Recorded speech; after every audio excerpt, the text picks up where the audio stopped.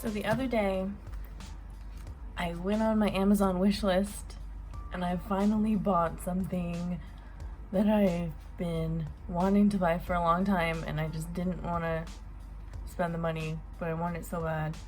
I got some water-soluble oil paints. I'm so excited. So I have painted with oil paints since high school, and since then I did have asthma in high school, and it wasn't that, like, I didn't notice really any difference when I was painting, but my asthma has gotten so much worse since then. And so ever since I started painting traditionally again, I've been way too scared to get any oil paints.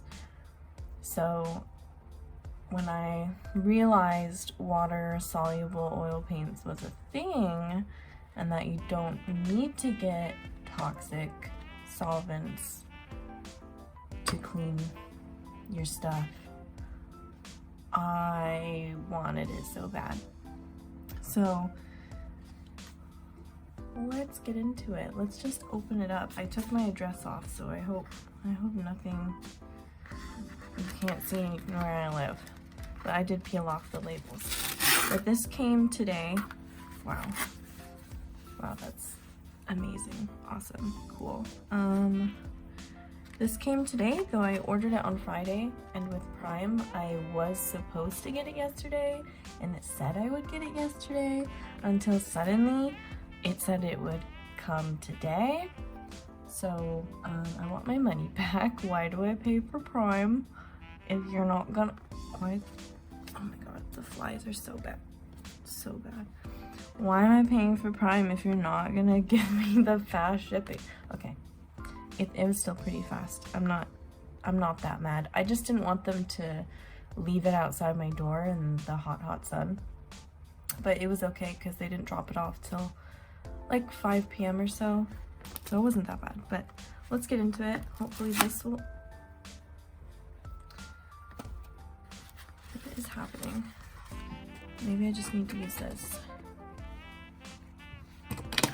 Also, it's really hard to do anything in these gloves, but my hands are too swollen to take them off. Also, I love this thing. I think this is just ISO. Cydia? ISO? I'm not sure. There we go. What was the point of the pull tab? Do you see it?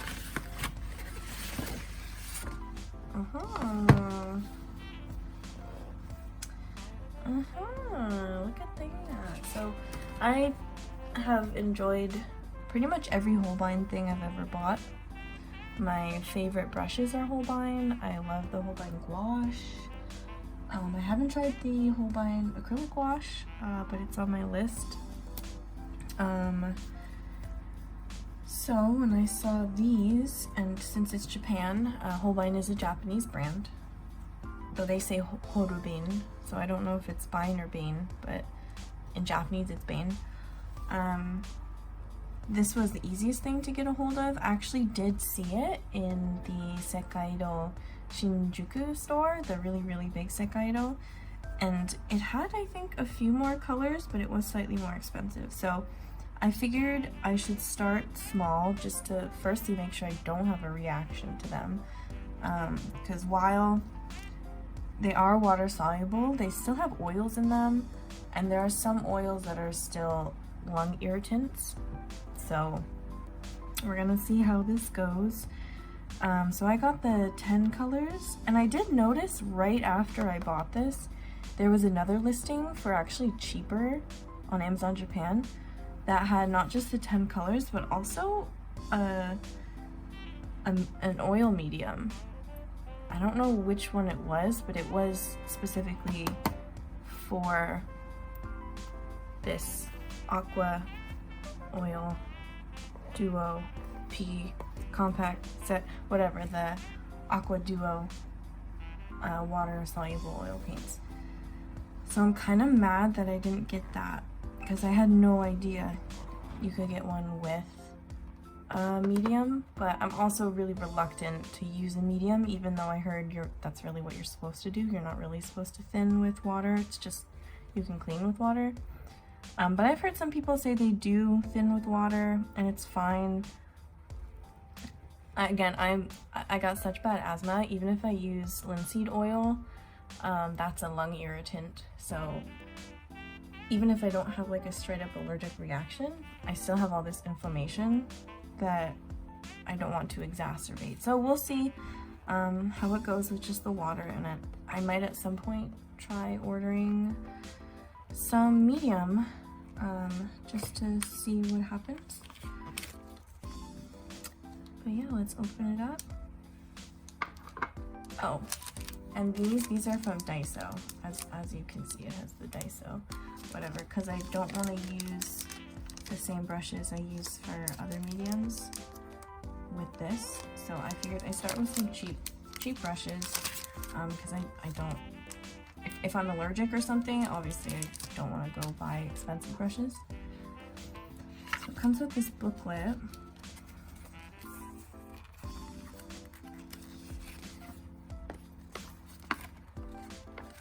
I'll have to take a look at this in more detail later. So see, they do have mediums. They have linseed oil. It just says painting oil medium, which I think is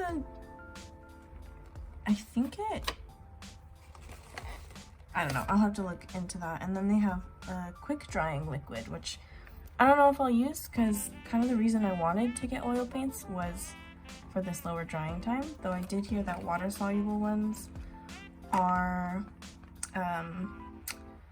they do dry slightly faster. This fly is, why? Is it the light? Maybe it's attracted to the light. Tomorrow's garbage day. You can go out with my garbage. Anyways, so water, medium. Oh yeah, quick drying medium gloss, quick drying medium matte. So there's other stuff you can get too. Like, I think these are varnishes, right? I don't know. A nice color chart here. I might cut that out and just put it on my wall. I mean, I know how to mix colors, but it's always nice to have a visual. Cool. Okay, so in English, do we call this mayonnaise texture? Because they're calling it mayonnaise texture. I know almost nothing about oil painting. Like I said, I haven't painted with oil since high school. So let's put that to the side. Here are our paints. I'm not gonna swatch it today. Tomorrow's my day off. It's nighttime and it's dark and I have to get up tomorrow morning. But it does have some English on here. Blend and wash up with water. So it does say blend with water. Huh. Can you see that?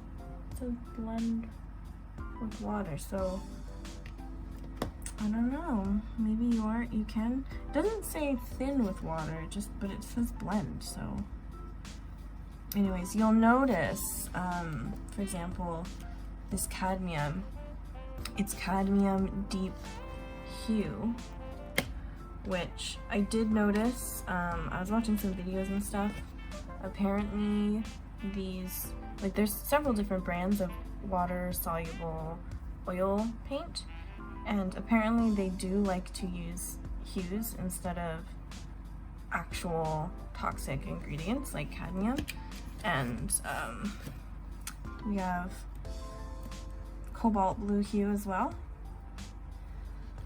So that's good to know, because again, I am so sensitive to like everything. Obviously I can't guarantee that I'll have a reaction, but basically anything where someone's like, oh, you could be allergic, I do end up being allergic. So I'm excited to try these. I'm not gonna swatch them. It's not worth it, not today. Again, and they'll take quite a long time to dry. I am also reluctant to get like a glass palette, because again, I don't know how much I'll use them, but I really my goal here, the reason I wanted them so badly right now and I finally went and bought them was because of Rings of Power. I don't want any spoilers. I don't know when I'll actually release this video, so I don't know how much I'll have watched by the time I release this video. So far I've watched 2 episodes, and I'm not going to say my opinions on it, but there were some scenes, mostly portraits, that I think I would really like to paint. And if I don't paint from those scenes, then honestly just I'm going to grab some stuff from the original Lord of the Rings movies, because I have some sort of reluctance or block when it comes to painting people with gouache. And I'm not that into watercolor. I was gonna also mention I did get the Holbein watercolor, and I will try that sometime. I just got the primaries. Maybe I should have gotten a black. I'm not gonna get into that too much now because I have a very not a good relationship with watercolor. But gouache, you just can't layer too much gouache, and I feel like with animals it's fine because I don't need to make them resemble someone, but when I do pet portraits, like of real pets, I do it in acrylic gouache, because you can layer and layer and really work on getting that likeness. But I feel like with people, because obviously people do have hair, but they're not covered in fur, right, usually? So there's a lot of smooth texture on like skin and stuff that I'm sure you can get with acrylic gouache, but it makes me really want to paint in oil, because when I see really good portraits, or I don't want to say good because that sounds weird, but like portraits that I really like looking at, they're in oil. Not that you can't do good acrylic paintings of portraits with, you know what I mean. But yeah, that's my goal. I really want to practice doing traditional portraits, because the vast majority of the portraits that I have done of people, not animals, but people, has been digital, because you can smooth it out as much as you want. So yeah, I'm gonna stop talking now because this clip is long, but I will continue filming when I swatch and stuff. Decided to skip doing any proper swatches or anything because honestly I just didn't want to waste any canvas paper, and I figured if I just go and do something simple like this apple, it'll give me a better idea of what to expect anyway than just doing a few swatches. So I just started out with a quick pencil sketch right on to the acrylic paper. I think if I were to do a portrait or something, I would definitely sketch on a different piece of paper and then probably use carbon paper to transfer it. So I just grabbed some white and some of the green just straight out of the tube, and made sort of a lighter mix. I tried to get my my palette paper a little bit in the shot, but you can't see all of it throughout the video, so we'll just have to imagine.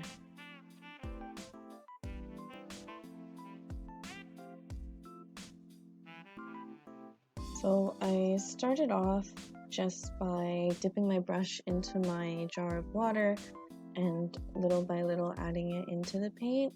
I noticed that it was taking a lot of water to make it not chunky.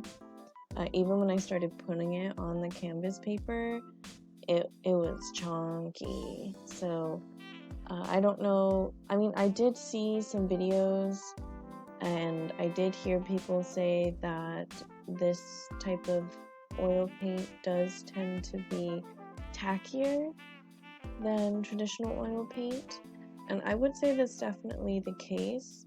I also think it's different. It's not oil, it's water that you're thinning it with. So it does definitely require, I think, more water, then I would have added oil to thin it with. I mean, I only really have experience with thinning with linseed oil because when I was in school, it wasn't safe to use the more toxic kinds of thinners. So that's all I can really compare it to, but it was really, really thick. Once I started putting it onto the canvas paper and realized, gosh, it's just so thick, it's not spreading, I ended up just dipping my brush in water and going directly onto the canvas like I'm doing right here. So it definitely maybe at some points thinned it out a little too much because you can kind of see the canvas through it, but for a first layer, I don't think that's a bad thing because I was trying to do like I do with gouache, start thin and then work into thick, especially because I wasn't going to allow this to dry in between layers. So I just added some white to that and started putting in some of the different values. I did notice that as it dried, it was like the change of color was shocking. Like I really didn't expect oil paint to dry darker. Like I knew if I mixed wet on wet, then obviously it's not going to be like the same color. It's going to mix in with whatever's underneath it. But you can see as this dries, just in this clip, that light green that I put on at the top is gradually getting darker. So there is definitely a color shift that I did not expect. It's maybe not quite as intense of a color shift as something like gouache, but it is something that I had to keep in mind. I basically just kept going back and adding more white and more white and more white every time I went into those highlights, which is, it's not too bad, but obviously if you're painting with oil, it's not going to really dry in between, so the more layers you put, the more you're going to mix. So I guess from now on, I'm going to keep that in mind, just mix lighter than I think I need. Same thing with the dark. Since I started putting the shadow at the bottom, I just added a little bit of, I think it was burnt sienna, just to sort of darken it. It didn't darken as much as I thought it would. Yeah, it just didn't dry how I expected it to, so it kind of really reminded me of gouache.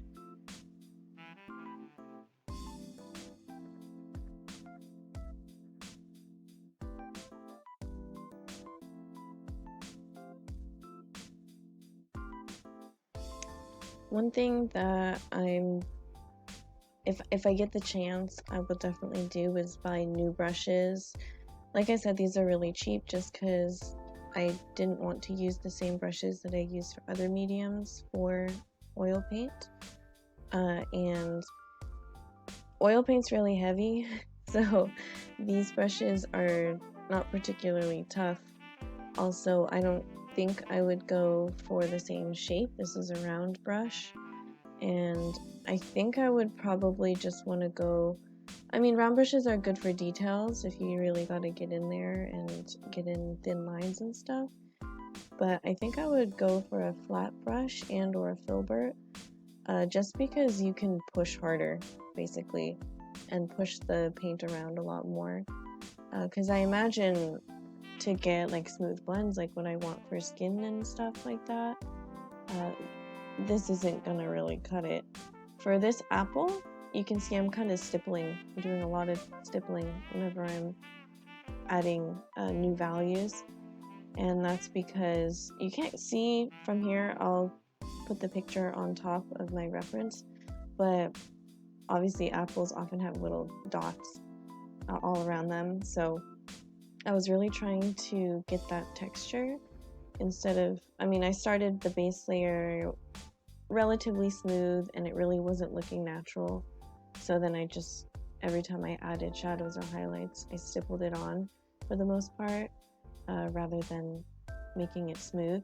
So for something like this with a lot of texture, this brush obviously was pretty okay, but I think to get any sort of smooth blend, especially if it's on something textured like canvas paper, then I think I'm gonna need a tougher brush.